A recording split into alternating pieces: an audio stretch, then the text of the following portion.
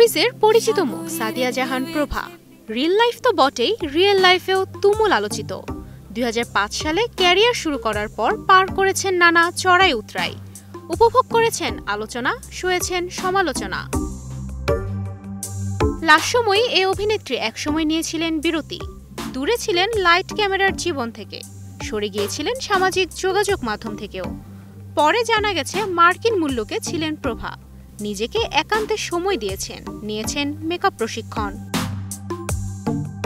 সম্প্রতি দেশে ফিরেছেন প্রভা, কয়েকটি নাটকেও অভিনয় করেছেন তিনি।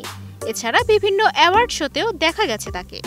নেট দুনিয়ায় সরব হয়েছেন প্রভা, নিজের ছবি ভিডিও শেয়ার দিচ্ছেন নিয়ম করেই। হাস্যোজ্জ্বল প্রভা এবার বেশ চটেছেন, কারণ হলো অনুমতি ছাড়া তার ছবি ব্যবহার করছে একটি প্রতিষ্ঠান।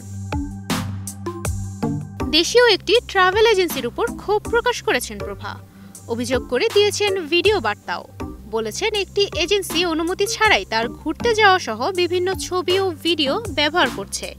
এসব ছবি তারা নিজেদের প্রচারণার কাজে লাগাচ্ছে বলে দাবি প্রভার। এরা আমার ঘুরতে যাওয়ার ছবি, ঘুরতে যাওয়ার ভিডিওস গুলো আমি যে সোশ্যাল প্ল্যাটফর্ম গুলোতে আমি আপলোড করি, সেগুলো কেন উইদাউট মাই কনসেন্ট এরা এদের ব্র্যান্ডিং এর কাজে লাগাচ্ছে। প্রভা জানান ওই ট্রাভেল এজেন্সি থেকে কোনো সার্ভিস নেননি তিনি, তাদের সঙ্গে কোনো সম্পর্কও নেই।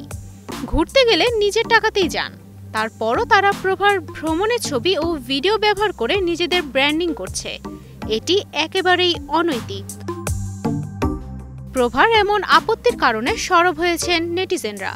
অভিনেত্রীকে আইনি সহায়তা নেয়ার পরামর্শও দিয়েছেন তাদের কেউ কেউ।